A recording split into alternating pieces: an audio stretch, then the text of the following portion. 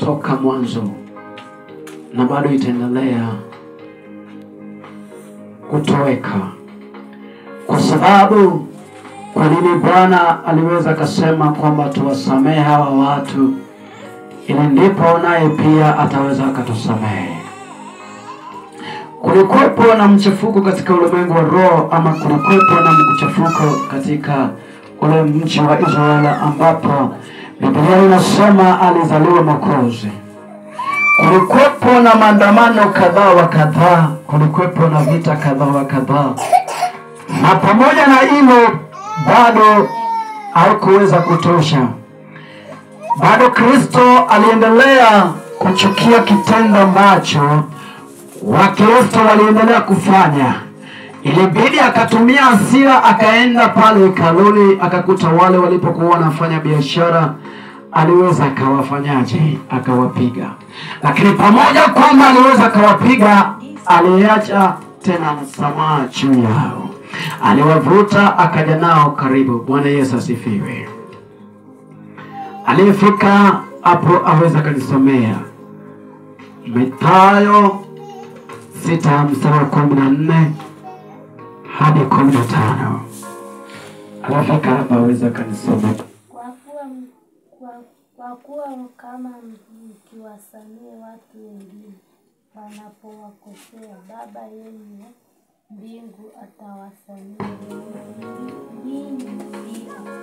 Lakini msipowasamehe watu wengine makosa yao, nanyi Baba yenu hatawasamehe ninyi makosa yenu.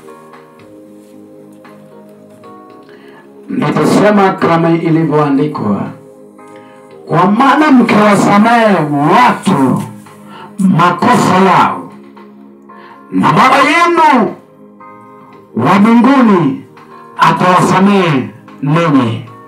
Mstari wa 15, bali msipowasamehe watu makosa yao, wala Baba yenu hatawasamehe ninyi makosa yenu. Tena mfungapo msiwe kama wanafiki wenye uso wa kukunjamana. Bwana Yesu asifiwe. Kristo anatuambia kwamba tuweze tukasamehe. Na msamaha haijalishi mtu mzima, msamaha haijalishi mtoto. Neno la msamaha ni neno jepesi na ni neno rahisi sana, lakini tunashindwa kwa kutumia hiyo neno. Tunaonaga kana kwamba tukitamka nisamehe ni gharama. Neno la msamaha haina gharama. Neno iliyo na gharama ni yule anayetaka kusema nisamehe. Neno la msamaha ni neno rahisi. Gharama ipo kwa yule ambaye yuko tayari kumsamehe yule. Huyo tu ndio ana gharama. Anakuwa na gharama namna gani? Kwa sababu anapotaka kutoa msamaha, anajioji ndani ya nafsi yake, anajioji kwamba ni kweli nikimsamehe yanawezekana. Kumbuka Bwana Yesu alipokuwa pale Kalvari, wale Mayahudi waliweza wakamsulubisha, waliweza wakampiga kwa kila namna yoyote, waliweza wakampiga na nyundo, wakamsulubisha pale msalabani. Wenye nguvu nao wakamchapa na mjeredi, lakini hapo pote alirudi akawasamehe. Kwa hiyo nawe pia na kuomba uweze ukawasamehe wanaokutendea mabaya. Bwana Yesu asifiwe. Msamaha hautoki kwenye ulimi. Msamaha huwa utoka ndani ya moyo.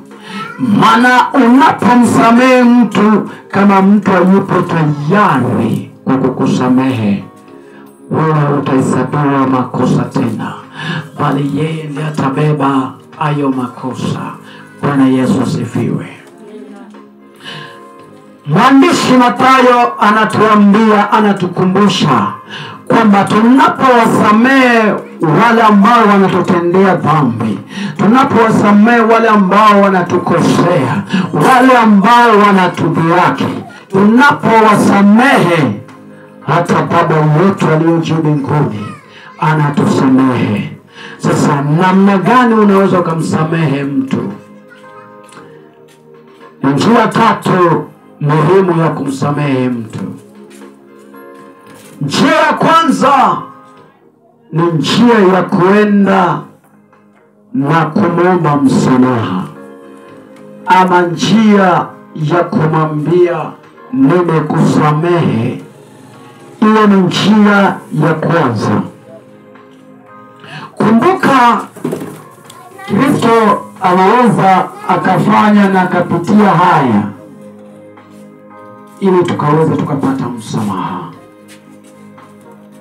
Na haya yote yanafanyika kwa sababu anayeleta hasira ndani yetu na anayeleta ile njia tusiweze kuruhusu msamaha ni Shetani. Maana yeye anasema hakuja kwa amani wala kwa upole. Sasa wakati hata mtu anapokuja kwako kwa ukali au kwa maneno ya ukali, uwezi ukamsamehe. Lakini mtu anapokuja kwa unyenyekevu na amani, ni rahisi ukamsamehe. Kwa hiyo ndio maana tunawaambiwa tunaposamehe tusikunjamane nyuso zetu. Kwa sababu unaweza kumwambia mtu kwamba nimekusamehe, lakini ndani yako, nafsi yako hujamsamehe. Kwa hiyo hatua ya kwanza ni kumfuata mtu kumwambia nimekusamehe, ama wewe uliokosa ukaenda ukaomba msamaha. Sasa ukifanya jambo hili linaweza ikawa faraja sana. Bwana Yesu asifiwe. Hatua ya 3, hatua ya pili ya msamaha ni hatua ya kuomba kibali kwa yule uliyemkosea. Ni hatua ya kupata mapatanisho baina yako na yeye yule ambaye umekosana naye. Maana unapokuwa kama Mkristo lazima uishi kama Mkristo.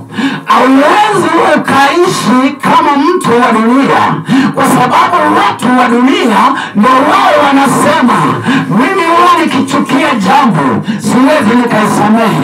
Inaweza ikanichukua gharama, inaweza ikanichukua muda, ndipo nikaleta au nikamwachia msamaha.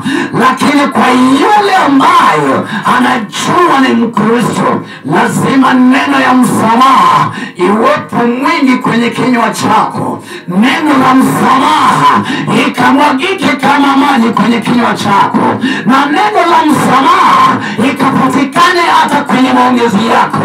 Hata ukiwa unatembea, wenda umejikua sehemu fulani, uwezo ukajua ni nini ambacho kimesababisha ukajikua.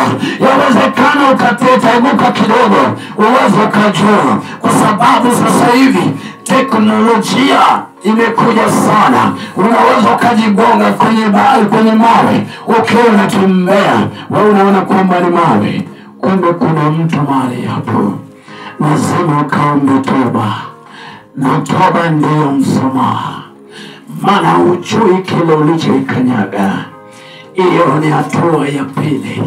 Maana usipoomba maandalizi, usipoomba kibali ili ukapate msamaha, uwezi ukapata msamaha. Bwana Yesu asifiwe. Naongea na yule mmoja ambaye amekaa katika harakati ngumu, amekaa anawaza, hata kama imechukua muda, lakini nimeshaelewa kosa langu. Hata kama nimechukua muda kiasi gani, natamani nikaongea na fulani, lakini naogopa kuongea naye. Ni wakati ndio. Maana Bwana anasema usipowasamehe nawe pia utasamehewa. Na kama unajua yule unayemwendea hata kubali msamaha utakayomuomba, jambo utakalofanya utaomba kibali kwanza. Mungu akaweza akawapatanisha kabla neno la msamaha ikapita kwenye vinywa vyenu vyote. Neno la msamaha inapita kwako wewe mwenyewe kwanza, ukisema Bwana nisamehe. Asifiwe. Nenda kwenye msamaha. Hatua ya tatu. Hatua ya tatu ni hatua yenye gharama kali. Ni hatua ambayo wengi huwa hawataki wakatumie. Hatua hii imekosti familia nyingi. Hatua hii imeharibu ndoa nyingi. Hatua hii imeharibu familia kadhaa.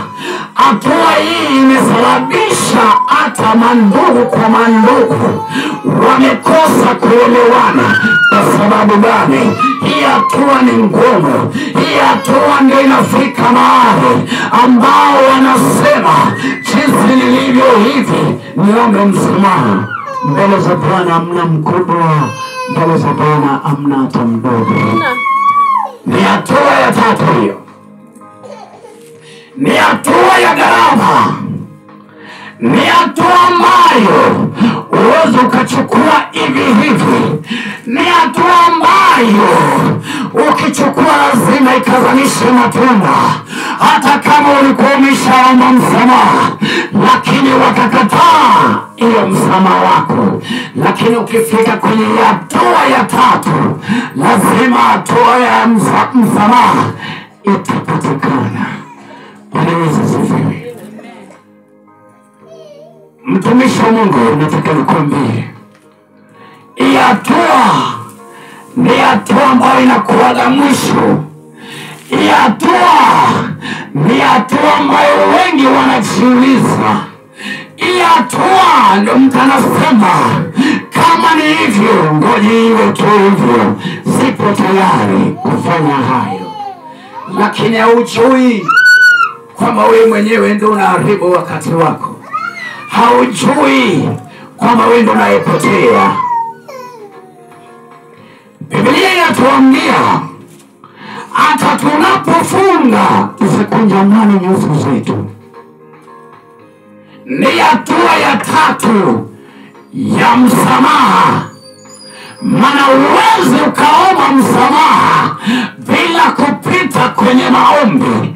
Hata mimi unaweza ukanikosea, lakini wakati mwingine kumbe mimi nishaka kusamehe, lakini haujui kwamba nishaka kusamehe. Lakini Biblia inasema utakapofunga na kutokunja nyuso yako itakupa kibali, hata kama mimi nilikuwa nimekusamehe wewe haujui. Maana kama hujui nimekusamehe, wakati wowote ule ukiniona unastuka, unashindwa. Hatua ya tatu ya msamaha ni hatua ya maombi. Na ndani ya maombi lazima uwe na kufunga. Ndani ya maombi lazima ujitoe nafsi yako kama dhabihu iliyo hai. Ndani ya maombi lazima kuna baadhi za vitu ambayo lazima yanafaa yakatendeke. Ndani ya maombi lazima ukaonyeshe sura ya tabasamu. Ndani ya maombi ukaweza ukaona jambo gani linaendelea. Ninajua yawezekana kuna mtu mmoja ambaye yuko pale nje amekosewa mara nyingi, lakini yeye anashindwa kwenda kuomba yule aliyemkosea msamaha. Msamaha iangalii umekosewa. Msamaha aiangalii kwamba umekosa wewe. Wakati ule unapohisi ndani yako, wakati ule unahisi hasira ndani yako, wakati wakati ule unaanza kujiuliza ni nini kinachofanyika ndani yangu, maana wakati hasira inaingia, hapo ndipo wakati ambao hasira yanaanza kuleta kutosamehe. Hapo ndipo wakati ambao unaanza kujiuliza nini kinafanyika. Hapo ndipo dalili za hasira. Lakini unapoanza kuonyesha tabasamu, hiyo ni dalili ya kutoa msamaha. Msomaji wangu, hebu nenda kwenye mstari wa 17. Maana ile neno ili la msamaha lina uzito ndani yake. Neno la msamaha haliwezi likatoka bure. Wewe unayetaka kusamehe, lazima ukaende kwenye gharama. Lazima ukatambue nini kipo ndani yako. Lazima ukajue nini ndani yako. Bwana Yesu katusamehe. Bwana Yesu katurumie. Jehova katusamehe, kwa sababu ni wewe tu Mungu aliye hai. Kwa sababu ni wewe tu Jehova aliye hai. Maana ni wewe tu unayetenda, si mwanadamu anayetenda. Maana ni wewe tu unayeachilia msamaha, sio sisi. Maana tunapoachilia msamaha lazima tukaingia kwenye gharama. Maana kwenye kinywa chetu isije kadondosha damu. Mstari wa 17. Lakini mnapofunga jipakeni mafuta kichwani na kunawa nyuso zenu. Biblia inasema bali sisi tunapofunga tujipake mafuta nyusoni zetu. Mafuta ya namna gani ambayo Bwana anazungumzia? Hazungumzii mafuta ya upako. Hazungumzii maji ya upako. Hazungumzii sabuni. Hazungumzii chumvi kama wengi wamekuwa wakitumia. Bwana Yesu asifiwe. Asilimia kubwa ya Wakristo wamekuwa wakitumia hizi nyenzo. Wamekuwa wakitumia hizi bidhaa. Ni kweli zilitumika kwenye Biblia, linaandika. Lakini hapa kwenye msamaha haiwezi katoka kwa kupaka mafuta tu. Mafuta ambayo Bwana anazungumzia unapoenda kwenye mafungo ama unapoenda kwenye maombi ya mafungo kwa ajili ya msamaha, lazima uombe neema. Lazima umwambie Bwana, nipe mafuta mabichi, nipake mafuta mabichi. Kwa sababu kwenye kitabu cha Zaburi 133 mstari wa 1 anasema ni vyema ndugu wakakaa pamoja, na atatupaka mafuta mabichi hadi kwenye pindo letu. Neema yake Kristo huwa ni mafuta tosha. Roho yake takatifu huwa ni mafuta tosha. Sasa unapoenda kwenye kifungo, lazima ukaombe kibali. Lazima ukaombe mafuta mabichi. Baba, ukanipake mafuta mabichi kama ulivyompaka Haruni, ili ukaweza ukapate kibali cha mafungo. Hata sisi watumishi wa Mungu, kabla hatujapata kibali, hatuwezi tukaenda kwenye kifungo, kwa sababu hatujui tunaenda kuombea nini. Hatujui tutatamka nini. Lakini tunapoomba neema, tunapoomba mwongozo wa Bwana Yesu, tunapoomba kibali wa Bwana Yesu, tunapata mafuta, tunapata maelekezo, wa namna gani? Nadhani mara nyingi nimekuwa nikisema hizi ujumbe kwa Mkristo sio jambo rahisi, lakini kuitwa Mkristo au mwokovu ni rahisi kama vazi, lakini kuwa Mkristo ni kazi. Lakini kuitwa Mkristo ni rahisi. Kuitwa mtumishi ni jambo rahisi. Kuitwa mpendwa kwa jina la Bwana ni rahisi. Lakini kuhimili hilo utukufu sio jambo rahisi. Hapa ndio inahitaji mafuta. Hapa ndio inahitaji usionyeshe shura ya makunjamano. Na nataka nikusaidie jambo moja, na ile jambo ukiweka kwenye kinywa chako kitakusaidia milele. Ukiwa unatumika, usiwe unatumika. Yawezekana Bwana amekuinua kwa upande fulani. Ukiwa unaimba, nyimbo yako imekubalika. Ukiwa unaomba, maombi yako yanakubalika.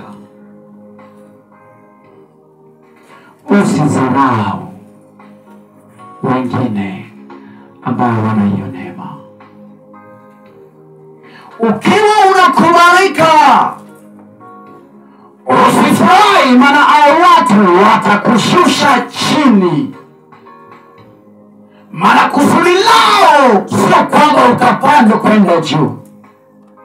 Kusudi lao hawataki uendelee ukiwa unaomba. Wao wanapiga namna gani tutamwangusha.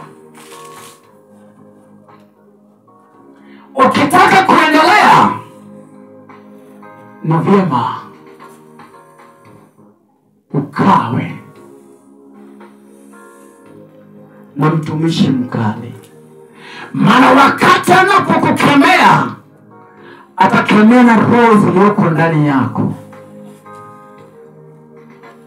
Ukitaka kuendelea, ukitaka kuwa katika roho, inafaa uwe na mtumishi ambayo ni mkali.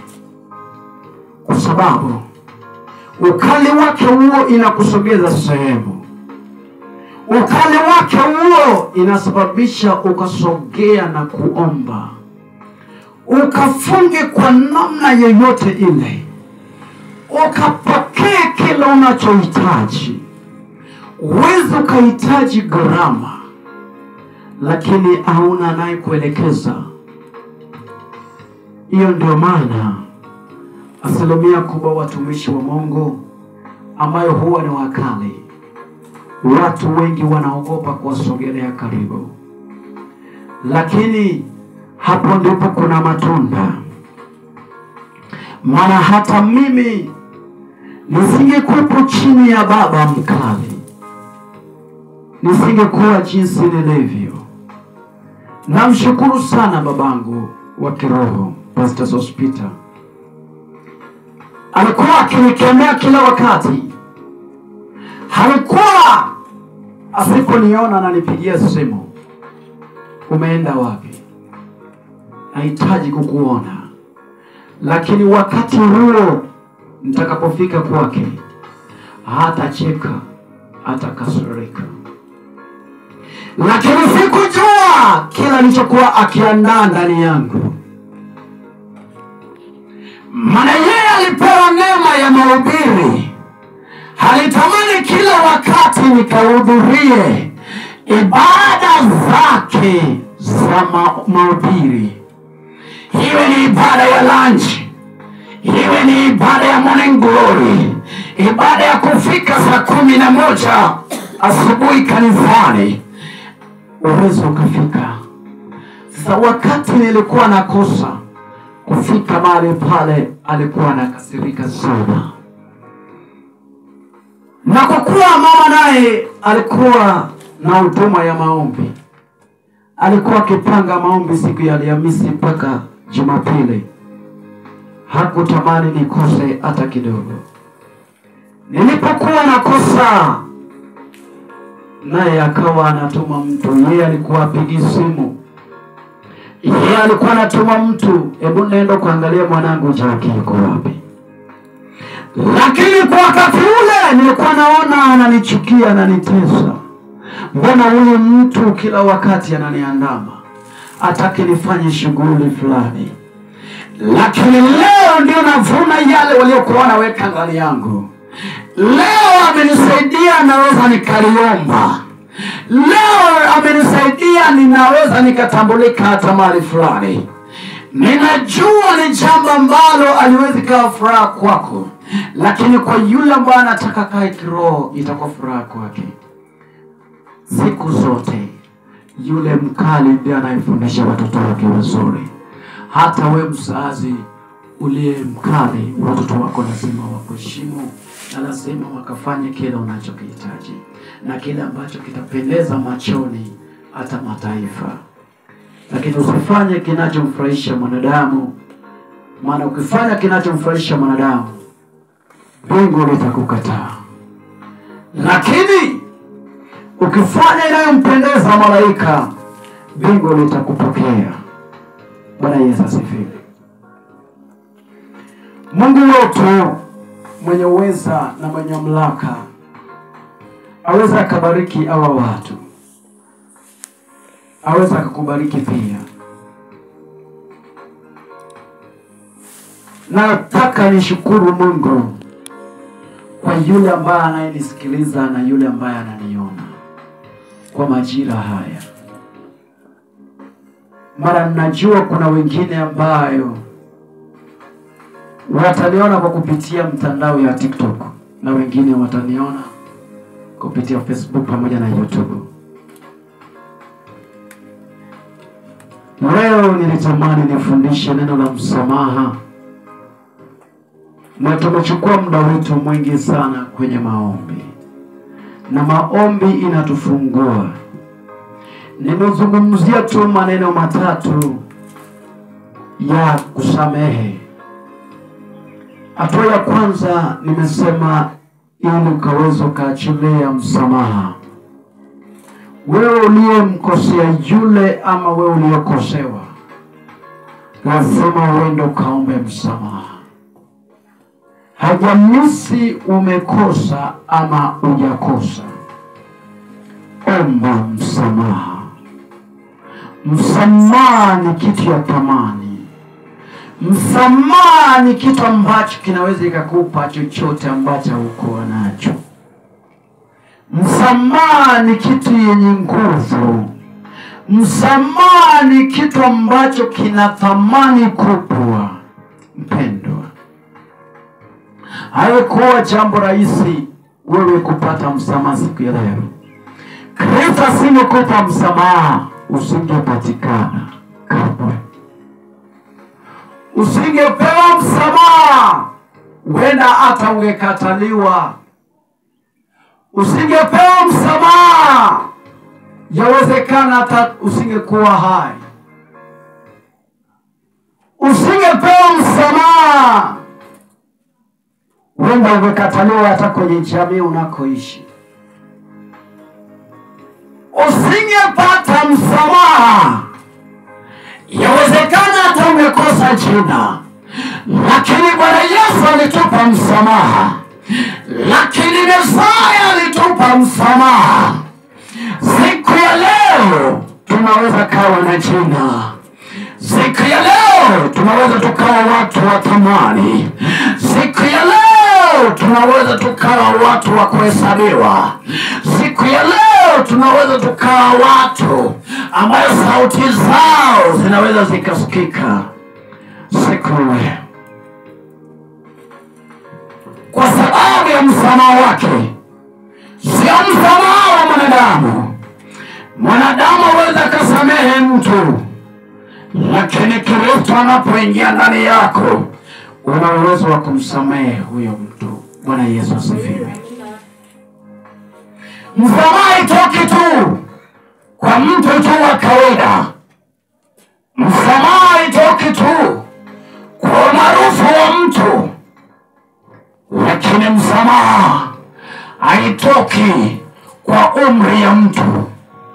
Msamaha haitoki kwa ajili ya mtoto. Msamaha haitoki kwa ajili ya kijana. Msamaha haitoki kwa ajili ya uzee. Msamaha inatoka kwa yule anayemtambua. Msamaha inatoka kwa yule aliyoko tayari kusamehe mwenzie. Kristo Bwana Yesu asingesamehe wale waliokuwa na mchapa pale. Kristo Bwana Yesu asingesamehe wale waliomfunga. Kristo Bwana Yesu asingeweza kumsamehe yule aliyemkata sikio alipokuwa ametoka kuomba. Apaka Petero alitaka kulipiza kisasi. Asingesamehe tusingepatikana leo. Asingesamehe tusingekuwa watu wa thamani. Msamaha ni jambo la maana. Msamaha si jambo la kupuuzia. Msamaha ndio mwongozo inayotupa hata wakati tunaomba. Kabla tuende na shughuli nyingi ya maombi, kabla tupeleke haja zetu, tunasema Bwana Yesu, ukatusamehe makosa yangu tuliyokufanyia. Hakuna yeyote ambayo amewahi enda mbele za Bwana kama mbele Bwana, nataka ukanikoe, nataka ukaniponye. Hapana. Lazima uingie kwenye toba. Lazima uingie kwenye msamaha.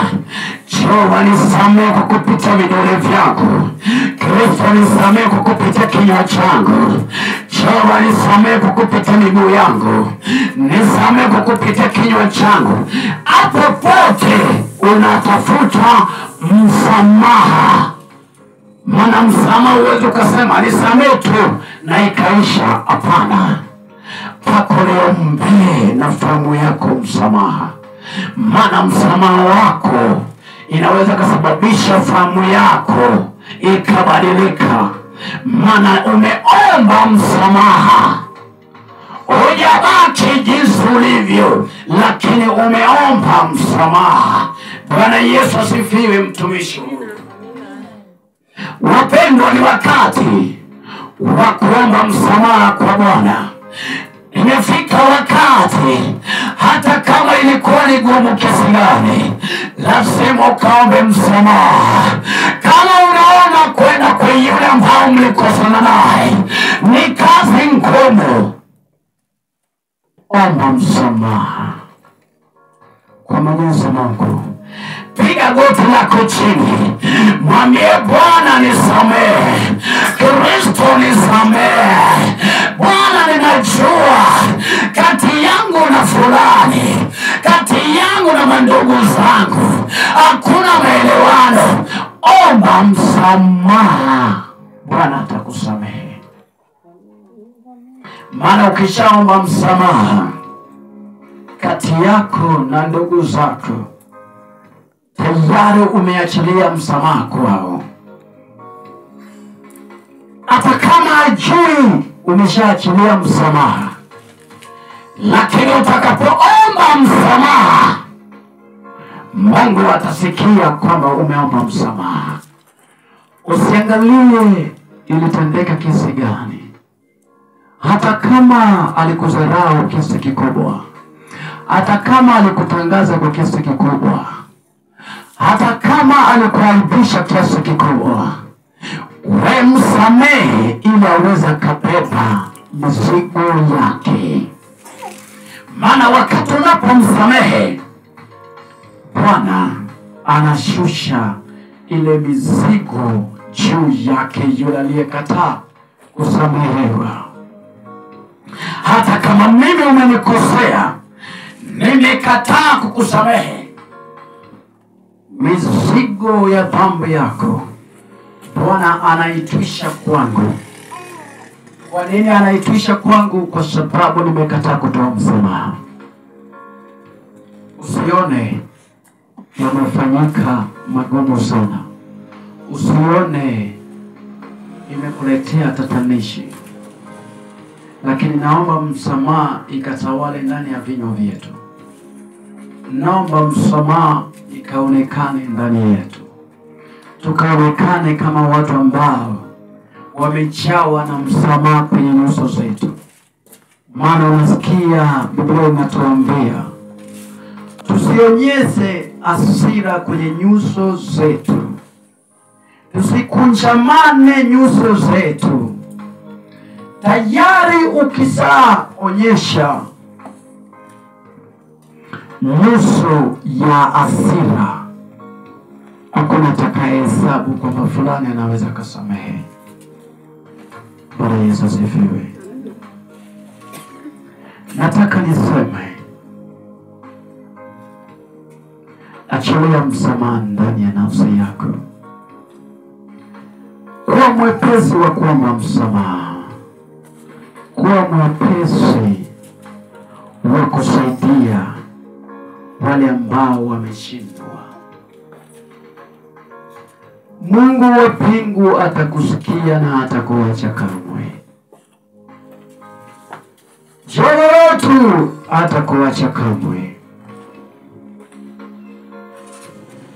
Hapo ndipo tutaimba tupo salama.